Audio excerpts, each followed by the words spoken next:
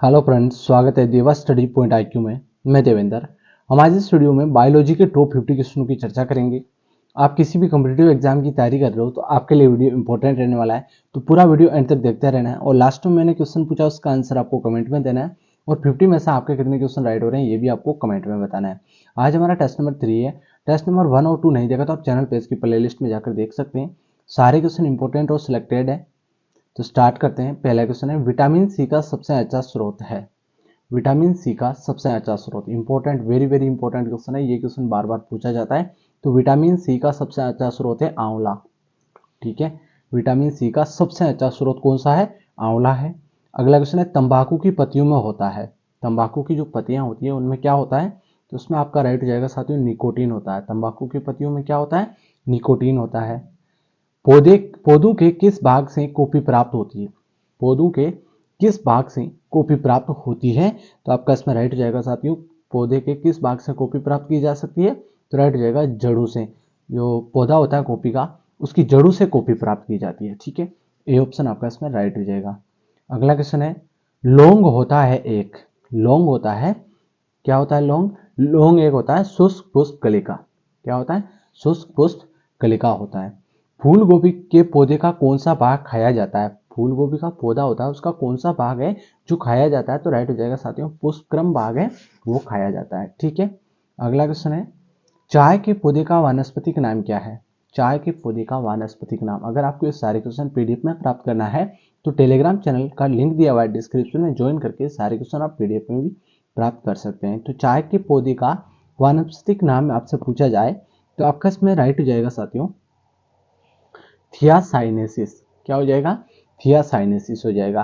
कपास किस कुल से संबंधित इकाई है? कपास किस कुल से संबंधित इकाई है? तो राइट हो जाएगा, मालवेसी कुल से संबंधित इकाई है कपास। अगला क्वेश्चन है, बैंगन किस कुल का पौधा है?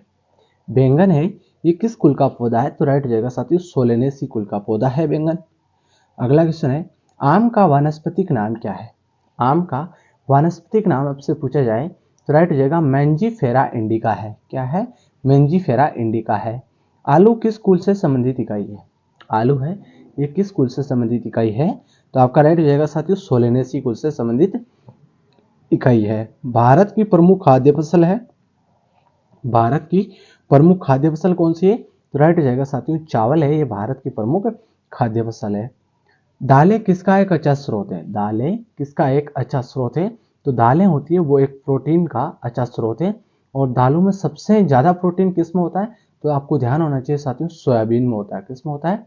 सोयाबीन में होता है, लगभग 46%। ठीक है, ये भी आपको ध्यान होना चाहिए। अगला क्वेश्चन है, किस वनस्पति खाद्य में अधिकतम प्रोटीन होता है? कौन से खाद्य पदार्थ में सबसे अधिक प्रोटीन होता है? तो आपका राइट हो जाएगा साथियों, सोयाबीन में, लगभग 46%। ठीक है, अगला है, निम्नलिखित में से कौन सी फसल मृदा को नाइट्रोजन से भरपूर कर देती है? ऐसी कौन सी फसल है जो फसल बोने से वो जो मिट्टी होती है उसमें नाइट्रोजन भरपूर मात्रा में हो जाता है? ऐसी कौन सी फसल है? तो वो फसल है साथियों मटर। अगर आप मटर की फसल बो रहे हो तो उस मृदा में, उस मिट्टी में नाइट्रोजन भरपूर मात्रा में हो जाता है। इंपॉर्टेंट है, याद कर लेना है। अगला क्वेश्चन है, दालचीनी पेड़ के किस भाग से प्राप्त की जाती है? दालचीनी है वो पेड़ के किस भाग से प्राप्त की जाती है? तो आपका राइट हो जाएगा साथियों, छाल से प्राप्त की जाती है। ठीक है, अगला क्वेश्चन है, तारपीन का तेल किससे प्राप्त होता है? तारपीन का तेल है, ये किससे प्राप्त होता है? तो आपका राइट हो जाएगा साथियों, चिड़ से होता है। किससे होता है? चिड़ से होता है। लिटमस प्राप्त होता है, लिटमस प्राप्त कहां से होता है? तो लिटमस है, ये होता है लाइकेन से प्राप्त। कहां से प्राप्त होता है? लाइकेन से प्राप्त होता है। पौधों में जल का फ्रीवेन किसके द्वारा होता है? पौधों में जल का फ्रीवेन किसके द्वारा होता है? तो आपका इसमें राइट हो जाएगा साथियों, जाइलम के द्वारा। किसके द्वारा? जाइलम के द्वारा। अगला क्वेश्चन है, वाष्पोत्सर्जन होता है, वाष्पोत्सर्जन होता है, तो वाष्पोत्सर्जन होता है साथियों सभी वायवीय भागों से। ठीक है, पेड़ पौधों का वाष्पोत्सर्जन आपसे पूछा जाए तो सभी वायवीय भागों से वाष्पोत्सर्जन होता है। पौधे में वाष्पोत्सर्जन की क्रिया किसमें होती है? पौधों में वाष्पोत्सर्जन की क्रिया किसमें होती है? पूरे पौधे से, पूरे पौधे से वाष्पोत्सर्जन की क्रिया होती है। ठीक है, अगला क्वेश्चन है, प्रकाश संश्लेषण की क्रिया निम्नलिखित में से कौन आवश्यक है? प्रकाश संश्लेषण की क्रिया में निम्नलिखित में से कौन आवश्यक है? तो आपका इसमें राइट जाएगा ये सभी। सूर्य का प्रकाश जरूरी है, क्लोरोफिल, कार्बन डाइऑक्साइड, प्रकाश संश्लेषण की क्रिया में कौन कौन आवश्यक है? ये सभी आवश्यक है। ठीक है, अगला क्वेश्चन है प्रकाश संश्लेषण की क्रिया में निम्नलिखित में से क्या बाहर निकलता है? क्या बाहर निकलता है प्रकाश संश्लेषण की क्रिया में? तो आपका राइट हो जाएगा साथियों ऑक्सीजन है, ये बाहर निकलती है प्रकाश संश्लेषण की क्रिया में। ठीक है, अगला क्वेश्चन है प्रकाश संश्लेषण की क्रिया कब होती है? प्रकाश संश्लेषण की क्रिया केवल दिन में होती है, क्योंकि दिन में सूर्य का प्रकाश मिलता है पेड़ पौधों को, तो प्रकाश संश्लेषण की क्रिया कब होगी? दिन में ही होगी केवल। तो ये याद आपको रहना चाहिए। श्वसन मापन यंत्र क्या कहलाता है? श्वसन का मापन यंत्र है वो क्या कहलाता है? तो आपका राइट हो जाएगा साथियों रेस्पिरोमीटर, रेस्पिरोमीटर होता है। ठीक है, अगला है प्रकाश संश्लेषण में हरे पौधे द्वारा कौन सी गैस छोड़ी जाती है? तो प्रकाश संश्लेषण के दौरान हरा पौधा है वो ऑक्सीजन गैस छोड़ता है और लेता कौन सी गैस है? कार्बन डाइऑक्साइड लेता है और ऑक्सीजन छोड़ता है। और रात को समय जब प्रकाश नहीं मिलता है पेड़ पौधों को तो कार्बन डाइऑक्साइड ही लेते हैं और कार्बन डाइऑक्साइड ही वापस छोड़ दें, लेकिन जब सूर्य की प्रकाश मिलने लगता है तब से ऑक्सीजन छोड़ना स्टार्ट कर देते हैं। तो पेड़ पौधे दिन में ऑक्सीजन देते हैं, रात को कार्बन डाइऑक्साइड देते हैं, तो ये आपको ध्यान होना चाहिए। ठीक है, अगला क्वेश्चन है फल पकाने वाला हार्मोन कौन सा है? फल पकाने वाला हार्मोन कौन सा है? तो राइट हो जाएगा इथिलीन है। कौन सा है? इथिलीन है। पौधों की लंबाई में वृद्धि के लिए आवश्यक नहीं है।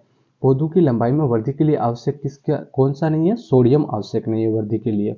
नाइट्रोजन, कैल्शियम, फास्फोरस है, लेकिन सोडियम की आवश्यकता नहीं होती है। ठीक है, अगला क्वेश्चन है वह यंत्र जिसके द्वारा तने की वृद्धि दर सही रूप से नापी जाती है।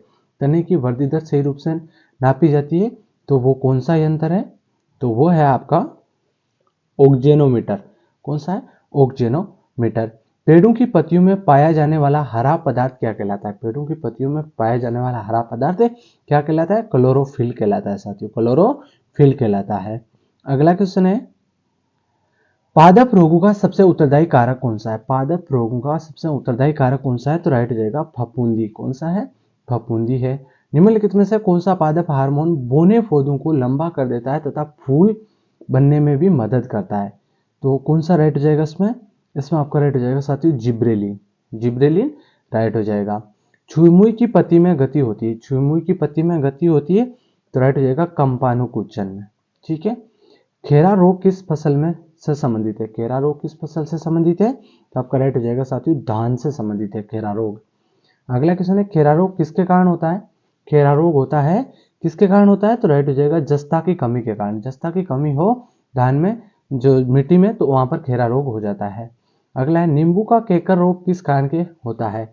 नींबू का केकर रोग किस कारण होता है?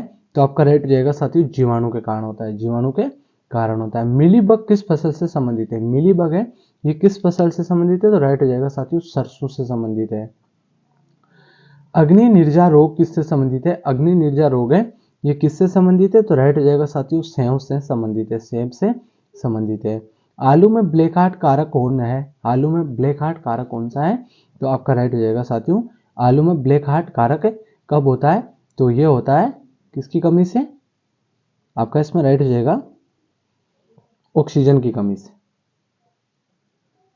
पादपों में बना खाद्य पदार्थ पौधे के विभिन्न अंगों में किसके द्वारा पहुंचता है? पादपों में बना खाद्य पदार्थ विभिन्न अंगों में किसके द्वारा पहुंचता है? तो आपका इसमें राइट हो जाएगा साथियों फ्लोएम के द्वारा। किसके द्वारा? फ्लोएम के द्वारा। पादपों में जल तथा खनिज लवणों का संचालन किसके द्वारा होता है? पादपों में जल तथा खनिज लवणों का संचालन किसके द्वारा होता है? तो आपका इसमें राइट हो जाएगा साथियों जाइलम के द्वारा। डेसिबल किसे नापने के लिए प्रयोग में लाया जाता है? डेसिबल का प्रयोग कब होता है? तो राइट हो जाएगा वातावरण में ध्वनि को मापने के लिए डेसिबल का प्रयोग किया जाता है। वंशागति के अध्ययन से संबंधित जीव विज्ञान की शाखा क्या है? वंशागति के अध्ययन से संबंधित जीव विज्ञान की शाखा क्या है? तो आपका राइट हो जाएगा साथियों अनुवंशिकी। निम्नलिखित में से किसको अनुवंशिकी का पिता कहा जाता है? अनुवंशिकी का पिता कहा जाता है तो राइट हो जाएगा मेंडल। जीन शब्द का प्रतिपादन किसने किया? जीन शब्द का प्रतिपादन किसने किया? तो राइट हो जाएगा जॉनसन ने। प्रयोगशाला में सर्वप्रथम डीएनए का संश्लेषण किसने किया? प्रयोगशाला में सर्वप्रथम डीएनए का संश्लेषण किसने किया? तो आपका राइट हो जाएगा साथियों खुराना ने किया था। किसके द्वारा अनुवंशिकता के विज्ञान को अनुवंशिकी कहा गया है? तो आपका इसमें राइट हो जाएगा साथियों वाटसन के द्वारा। अनुवंशिकी उत्परिवर्तन होता है। अनुवंशिकी उत्परिवर्तन होता है तो राइट हो जाएगा साथियों क्रोमोसोम में। कोशिका में प्रोटीन संश्लेषण कहाँ होता है? कोशिका में प्रोटीन संश्लेषण कहाँ होता है? तो राइट हो जाएगा राइबोसोम में।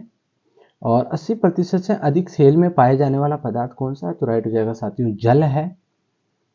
गोल्जी कोय का प्रमुख कार्य क्या है? गोल्जी कोय का प्रमुख कार्य है स्रावी। क्या है? स्रावी करना। ठीक है, अगला क्वेश्चन है जिसका आंसर आपको कमेंट में देना है। जीव द्रव्य शब्द का प्रयोग सर्वप्रथम किसने किया? जीव द्रव्य शब्द का सर्वप्रथम प्रयोग किसने किया? इसका आंसर आपको कमेंट में देना है। और 50 में से आपके कितने क्वेश्चन राइट हो रहे हैं ये भी आपको कमेंट में बताना है। तो साथियों वीडियो कैसा लगा लाइक शेयर सब्सक्राइब करें। धन्यवाद।